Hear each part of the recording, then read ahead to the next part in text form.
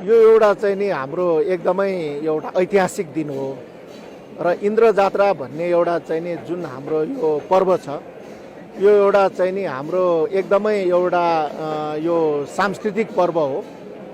यो एउटा हाम्रो चाहिँ नि पहिचान पनि हो र यो हाम्रो सभ्यता पनि भएको हुनाले यसको एउटा चाहिँ नि ऐतिहासिक महत्त्व छ र आज यो हामीले यत्रो इन्द्र जात्राको पर्व यो राष्ट्रिय महत्त्वको पर्व हो र जुन पर्वमा राष्ट्र प्रमुख चाहिँ नि यो अवलोकन गर्न चाहिँ नि आउनुहुन्छ र यो पर्वको सुरुवात अब आजबाट चाहिँ नि सुरु भयो। यो जुन चाहिँ नि लिङ्ग ठडाउने काम भयो यो सिंह भनेर भन्छ, यो ठडाउने कामबाट अब इन्द्र जात्रा चाहिँ नि सुरु भयो।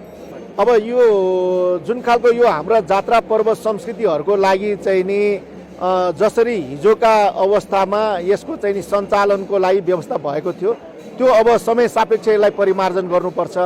यसमा दिइरहेका जुन खालका चाहिँ नि अनुदानहरू छन् यसको चाहिँ नि सञ्चालनको लागि दिने जुन चाहिँ नि यो रकमहरू छ यो अब अहिलेको चाहिँ नि समय सापेक्ष यसलाई चाहिँ नि बढाउनु पनि पर्छ र यो संस्कृतिको संरक्षण गर्नको लागि यसलाई चाहिँ नि यो समय अनुकूल चाहिँ नि यसमा अब समर्थन गर्ने कुराहरू सहयोग गर्ने कुराहरू यसलाई चाहिँ नि अब गर्नुपर्छ। यसो भयो भने यो चाहिँ नि पर्वहरूलाई हामीले संरक्षण गर्दै जान सक्छौँ, सम्वर्धन गर्दै जान सक्छौँ र यो पर्व भनेको पैसाले मात्र हुने चाहिँ नि यो संस्कृतिहरू होइन।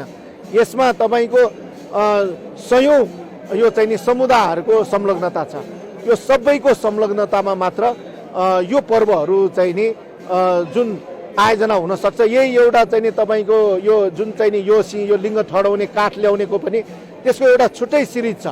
एउटा काठ काट्ने, एउटा निश्चित ठाउँसम्म काठ बोकेर ल्याउने एउटा समुदाय, अनि त्यो ठाउँबाट अर्को ठाउँसम्म बोक्ने अर्को समुदाय, त्यहाँबाट फेरि यो असनसम्म ल्याउने अर्को समुदाय, अनि असनबाट यहाँसम्म चाहिँ नि फेरि अर्को समुदाय भएर बल्ल चाहिँ नि यो काठ एउटा यहाँ पुग्छ।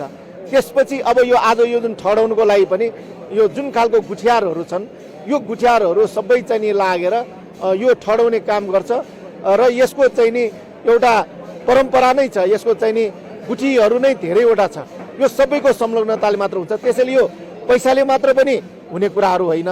त्यसैले यो खालको गुठीहरूलाई कसरी संरक्षण गर्ने, यसको लागि चाहिने खर्चहरूलाई चाहिँ नि कसरी व्यवस्थापन गर्ने, यो कुराहरू सबैलाई चाहिँ नि समय सापेक्ष व्यवस्थित गर्दै जानुपर्ने आवश्यकता चाहिँ